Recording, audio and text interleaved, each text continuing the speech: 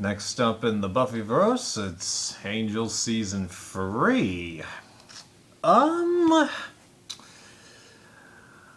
don't totally know how to feel about this because, critique-wise, it was a good season, but personally, the negativity that I suffered through to, get through it, tough. Because,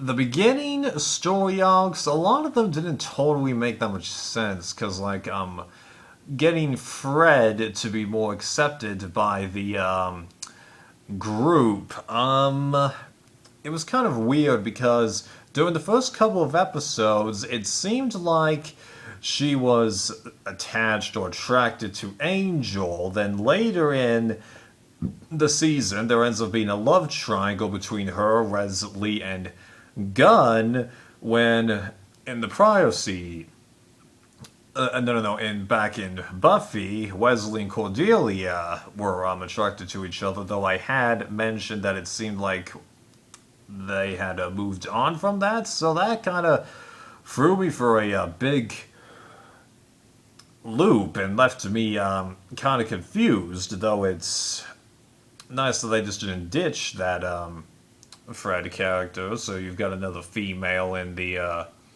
group of Angel investigations, which is the term for them, even though it's the name of the business, yeah. And them continuing to use Lorne. Yeah, glad that he's still around too, though I was a bit surprised that they didn't put him in the intro, because I'm pretty sure that he's in more episodes than he isn't.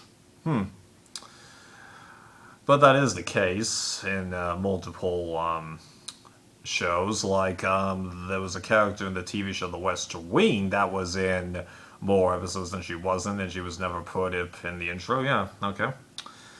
Let's see. Then there was the other love triangle with Angel, Cordelia, and Gru. Just, did you have to bring that guy back? Did ya? I mean, like, granted, he proved to be a nice guy and all, but seemed totally unnecessary, and then you got two love triangles in a season, although, to be fair, okay, Angel did step back and go, hey, I have feelings for her, although why he has feelings for her, I don't totally get, because, he'll lose his soul if he's fully together with her. And there's the fact that he's immortal and she isn't? Like, what the heck? I mean, like, sure, there was some kind of bit with her getting powers related to the powers that be in that, Skip character? That guy who's got, like, gray all over him, not entirely human? Yeah. But, it's weird, even though I actually did want her and Angel to be together, because as I started watching this, I definitively started supporting them, but it's just like, if you had told me that these two might be a thing, I would have said that you were insane, but, yeah, what can I say? Yeah. So, those things happened. Then, developing more characters with Wolfman and Hart, and then you got that Lila chick, adding the new wrinkle to the, mix. Yeah, talk about keeping me on my toes for quite a lot of it, and then her developing a relationship with Wesley. It's going to be interesting to see how that comes into play in later bits, because the way that this show is acting up, it seems like this corporation is going to be omnipresent no matter what happens. So that's going to be an interesting bit to see, yeah. And then that guy from Angel's past, bringing him forward, and then having him cause all kinds of trouble for Angel, especially after Darla comes back, and then after killing herself in a rather surprising and yet touching moment. Then you got Angel's son, Connor, yeah. really good subplot. I mean, it's not subplot, plot and story arc to keep mentioning throughout the season. But the thing was, once he comes back as a teenager, just every time that guy was on screen, I'm just like, oh, I hate this character. Now, I am sure that that's what the writers wanted to happen. Okay, I'm sure of it, but just, jeez. And then how he tries to betray Angel at the end, just, yeah. Dude.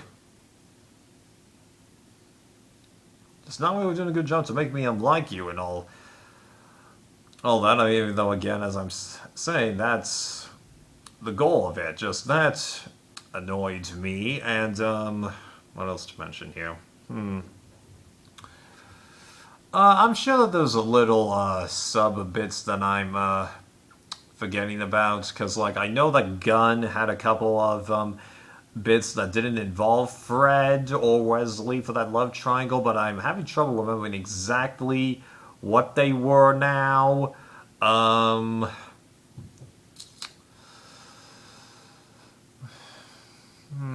I don't really need to talk about that theater episode. That's just one part of the love triangle bits for both of them. Yeah, like the only other thing I think I could mention is just the end of the season. I gotta admit, it's an excellent cliffhanger to bring into next season, but just interrupting Cordelia and Angel, like right when it seemed like something might actually happen. Now, sure, I'd heard enough about the powers that be and Cordelia's, investment in the powers that I should have predicted that something like this would happen, but just, I still hate the fact that it did happen. So, I didn't hate this, but